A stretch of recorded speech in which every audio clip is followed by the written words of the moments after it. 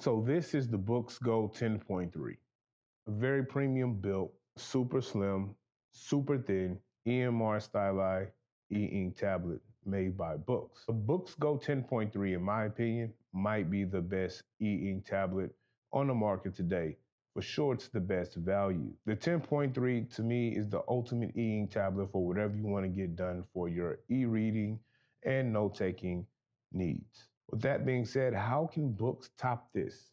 Can they make something better that's black and white, EMR, non-front lit, and give you the same quality and user experience that you get with the 10.3? What would they do? They will make it bigger, faster, give you an updated screen, and of course, give it a whole nother name and throw it in the note series. Let's talk about it.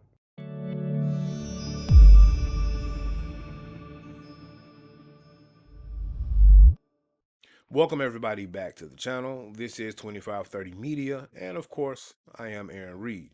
If you're new here, hey, don't be a stranger. Go ahead and find that subscribe button and click it so you will be notified when I release these new videos that I try to release at least once a week. And of course, if you're enjoying the information that you're hearing, go ahead and hit that like for me as well. So today we're going to talk about the Books platform. You guys know that the Books platform is my favorite platform, the platform of choice for using e-ink. I own a couple of tablets now, from the Books Go 10.3 to the Note Air 4C, and of course the Go 7 with writing capabilities that I really don't use as a note taker, strictly as an e-reader, because that note taking on the Go 7, trash. With that being said, I didn't think I would find a better option when it came to a black and white, non-front lit, EMR stylized e-ink tablet within that 10 to 11 inch size range, because that's the sweet spot for me. I didn't think I would find a better tablet to use outside of the Books Go 10.3. And I've tried them all. I've tried the Supernote Manta, I've tried the Remarkable 2, Penstar eNote, AI paper platform device, and the list can go on. And I haven't found a tablet that performs as good as the Books Go 10.3 for me. So I didn't think that Books could top that. I thought that was the pinnacle of their black and white, non-front lit EMR writing surface devices. So I had no need to try to upgrade. Even when the NoteMax came out, I had zero want to buy that tablet until I got it in my hands. So today we're going to explore the NoteMax by Books, and we'll see if it's as good as the 10.3 or if it's better. And is it actually the best option for a black and white, non-front lit, EMR stylized e-ink tablet for note taking and reading? Let's check it out. So one of the first things that we're going to notice that is different from the Books Go 10.3 and the NoteMax is going to be the Quick Launcher. Quick Launcher is going to be a page that you can edit, and you can add what apps that you want to add to that Quick Launcher for your needs.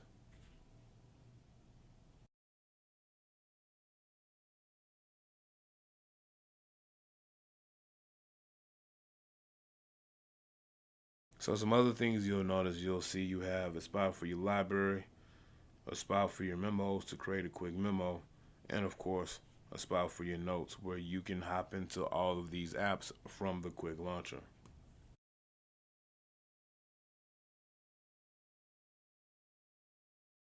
So now we're going to move on to the home screen of the NoteMax. So now we're at the home screen of the NoteMax. So your home screen of the NoteMax is also going to be slightly different from that on the 10.3. So here we have the availability to have the use of widgets for our apps. As you see, we have a widget for the library, we have a widget for the Notes app as well. Also, if you want to customize your icons on the home page, you just long press on the screen. So this is where you have the opportunity to uninstall some things. You can go directly there and you can add a different wallpaper if you like. You can add some different widgets as well, from how you want your library to be displayed, your recent launches, your quick switcher. So this is what it looks like when you add the 6-view library. You also can do icon alignment. You can change the alignment of your icons. So let's customize our home screen a little bit.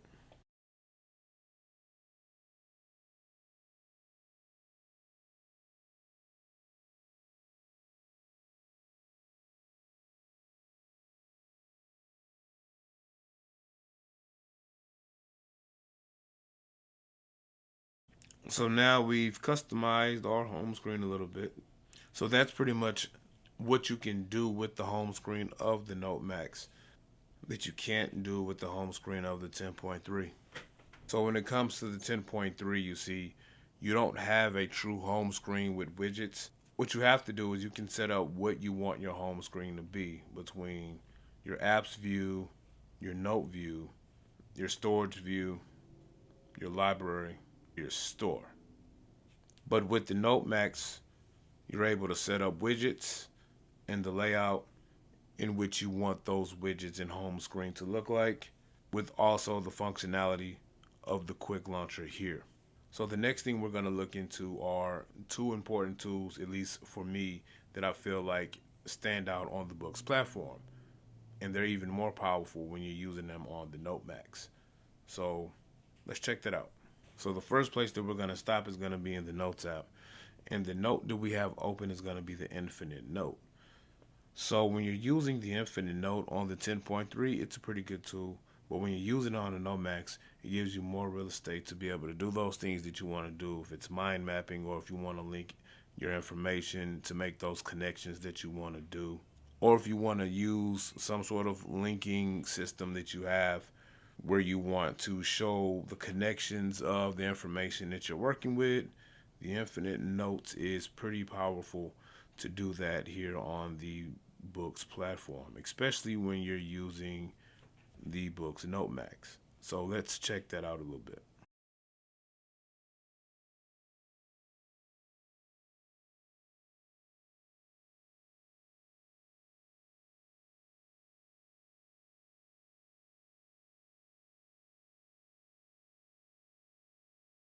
So now let's explore the NeoReader a little bit. So we're in the NeoReader. We're going to check out a book that I have here. This is going to be an EPUB that I pulled over. So we're going to just go over a little bit of the tools. So here's going to be your floating toolbar. This is something that you can customize. You can choose which tools you want to appear on your floating toolbar by hitting your hamburger menu, going to your floating toolbar settings. You can choose which tools you want to appear in that floating toolbar, which ones you don't. You can choose how you want that floating toolbar to appear on your screen as well. By tapping the page once, you can pull up your NeoReader settings. We're not going to go through all of these because we have video of us talking about these tools, but here's just a quick overview of what you can do. From customizing your reading experience however you want it, to also selecting different PDFs or EPUBs that you have open. So now we're going to go to our table of contents. We're going to pick a chapter out. Annotating in the NeoReader is a better experience than other tablets because it's a larger size tablet. You're going to have that 13.3-inch tablet for all of your annotation needs.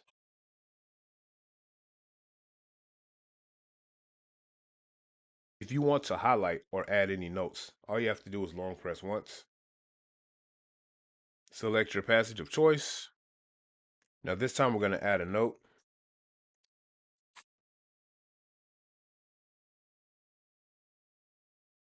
I want to show the time it was added. And now we've added an annotation as well. Let's add a couple of more. So with this one, we'll just highlight.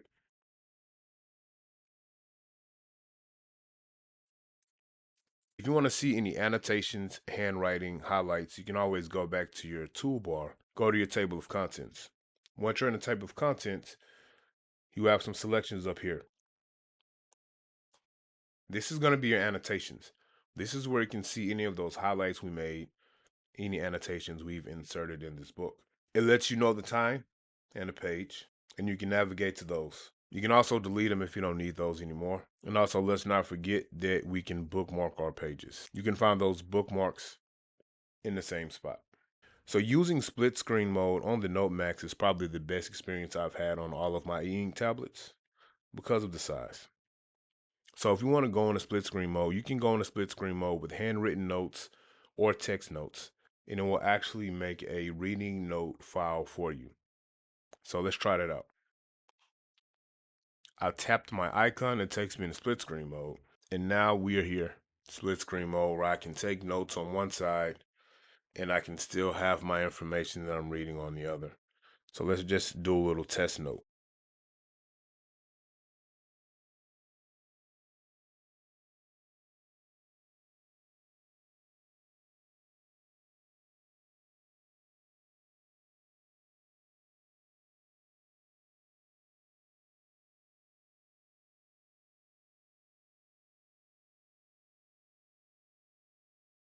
So this is what I like about going in a split screen mode. When you go in a split screen mode with a PDF or an EPUB, it's going to automatically give you a reading note file. So this is a regular notes file, but it's going to be a reading note. Once you start one reading note in split screen, it's going to automatically name that note the name of the book, PDF, file, whatever you have that named. Once you close out and you open up that same book or PDF again, and you go back into split screen mode, it doesn't create a brand new reading note file. It simply just opens up the previous reading note file. So this is a reading note file that I started the other day before I messed up my review. So when I opened up split screen mode again in the same PDF, it simply just reopened this reading note. So the reading note is always tied to the EPUB, PDF, whatever that document is that you have over. The reading note is going to be tied to that document. The other thing that I like about the NeoReader is that you can put links in a PDF or an EPUB to notes. So we know you can put links to PDFs and EPUBs and documents within the notes, but you also can put links to notes or other PDFs or documents into an EPUB or PDF. So if you look here at chapter 5, you'll notice that we have a link icon, meaning that we've linked a notebook to the PDF. So let's check that out. So our infinite note is what is linked to our PDF. As long as you're in split screen mode, that note or link will open on the right side or left side, however you have it configured. And I have the full access and use of my notes app with the infinite note. So now what I want to do is I want to add a link to my reading notes for this book here on my sample infinite note. So this is how we'll get that done. We have our link icon here on the top of our toolbar. We'll select that. We're going to select link to notes. We're going to choose our reading notes. And we're going to choose the note Sister Samurai. I'm going to hit OK. We're going to do icon and title. And we're going to move that link wherever we want it. So now we have a link to our EPUB and we have a link to our note. And if we want to check that out, now we're back to our reading note. So now we're going to look at some of the advantages of staying inside the same ecosystem when it comes to having multiple size tablets within one ecosystem. So we're going to save all of this.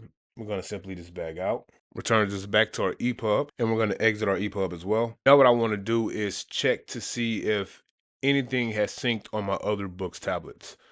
Let's see if it has synced. All right, so we're going to start with our smallest tablet first, and we're going to see if this information synced over pretty well. For full transparency, it took maybe 2 minutes, 2 or 3 minutes, just the amount of time it took for me to pull my tablets out of my backpack to see if the sync will work. So the first thing we're going to do is hop into our reading note that we created. So as you can see, this is our reading note that we created.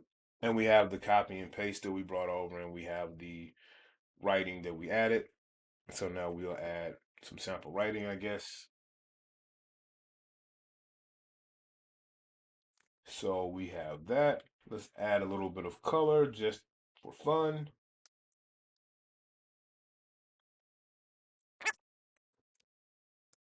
Now we're going to go into the NeoReader and we're going to see if our annotations synced up.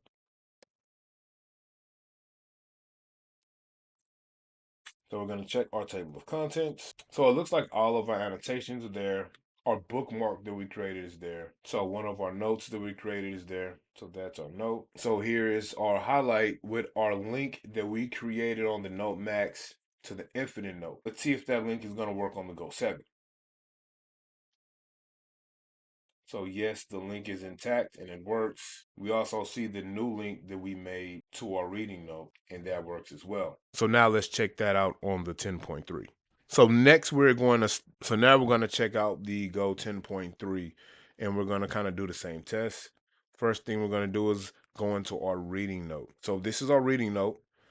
If you can see here, this is the information that we added from the Go 7. Test on the Go 7, hello world. You see the scaling isn't that bad between the two.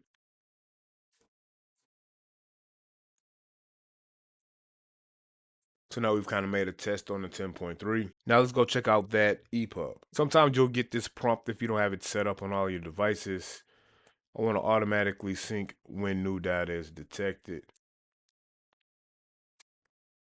So now we're on to go 10.3. We're going to navigate to chapter 5. So you'll see we have our link to our infinite note. We'll check that out in a second. Let's see if all of our annotations moved over. Our bookmark did.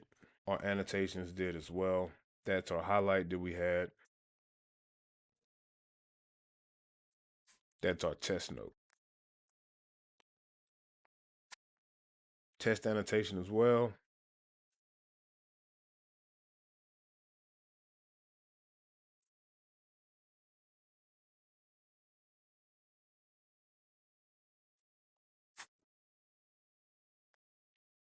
So now we're going to check out the link to the infinite note. So as you can see, that link works fine as well, and the link to our reading note. So the last device we're going to try out is going to be the Note Air 4C. So now we are in that reading note. As you can see here, we have our color that we wrote in green. So this is going to be the test on the Note Air 4C. Now we're going to check out our book. So now we're in our PDF. Let's check to see if those annotations and things came over. First, we'll check out our bookmark. We have our bookmark there, and it looks like we have those highlights and annotations. That's our first highlight and link. This is another highlight with a test annotation. This is another highlight where we change the color of our highlight so you can see how that looks when you're using a color tablet. We're going to look at our handwritten scribbles as well. Here we have test number 2. So let's check the link to the infinite note to see if all of that works as well. So this is going to be a link to our infinite note. And as you guys can see, it's here, it's intact, and it works pretty good with the link back to our reading note. So that was a look at the NoteMax by Books. 13.3-inch black and white non-front lit, note focused EMR stylized capable EInkTablet. Is it better than the 10.3? I don't know. To me, they kind of operate the same with small differences with the UI and the actual user experience. But if you're used to the Books platform, you'll notice all of these devices pretty much work the same way once you get into the NeoReader, the Notes app, and some other functions that they have, including that third-party app capability through the Google Play Store. As someone who loves using the Books devices as a daily driver for those heavy lifting, creative, and productive tasks, I'm always going to have a Books platform device, whether it's a 10.3, Note Air 4C, NoteMax, and the list could go on. So, is the NoteMax good for someone who's new to e-ink, looking for great value with good tools, a lot of functionality, a dual device that they can keep for a while and be productive and creative with? I don't know. I probably would go with a smaller device first, like maybe the 10.3, or maybe a color device like the Note Air 4C or the new Note Air 5C. It all depends on what you're looking for with your e-ink use case. I don't see a big difference between the 10.3 and the NoteMax outside of the size difference. One is 10.3, the other is going to be that A4 size 13.3-inch. Gives you more screen real estate to write. When it comes to the sync between the devices, syncing works pretty good. You do run into some scaling issues going from the larger device to the smaller one from time to time. So for my use case and how I would use e-ink, I'm probably not going to upgrade to that 13-inch or A4 size device. I'm extremely comfortable with the Books Go 10.3 that I use together with the Note Air 4C. For different reasons, of course, but I do like using those two with my multi-tablet setup. But if you're someone who has a multi-tablet setup and you want to stay in the same ecosystem, and you're looking for that 10-inch to 11-inch size device, and you want to add a larger device, 13.3-inch A4 size, the NoteMax combination with either one of the 10.3-inch size tablets that Books has to offer will be a great option for you for its value plus tools you get with that value. So let me know in the comments, guys, what do you guys think about the NoteMax? A, is it still worth it in 2025? B, do you think that this is a good tablet to use as a first e-ink device? Or if you want to hop into a multi-tablet ecosystem and you're already a Books user, would you add the NoteMax to your tablets? Thank you guys for checking out the video, and we'll see you next time.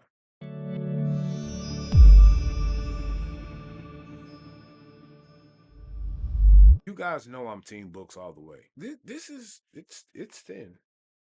It's just as thin. Man, it's almost just as thin as the 10.3. But that size difference is crazy. I travel too much to just throw this in a bag. I'm afraid it's gonna break. Who needs all of this real estate to write? It doesn't fit in a. It's nice. It's nice, and it's nice. It works great. But this is just too much. Pause for me to use like as my daily driver. Like I've been testing it out for about a week now, and it hasn't left the house. It hasn't left the house. It takes up so much space on my desk. Like, if y'all know how much stuff I had to move for my overhead camera to do this review, I like it. I like it a lot. I go to the coffee shop a lot and take notes, work on my book, do some work. That's my favorite thing to do, especially on days I don't have to go to work. I'm at a coffee shop doing work. And this would be the perfect size to get some stuff done, but I'm not putting this in a backpack. I'm afraid it's gonna break. Can't do it. Nope.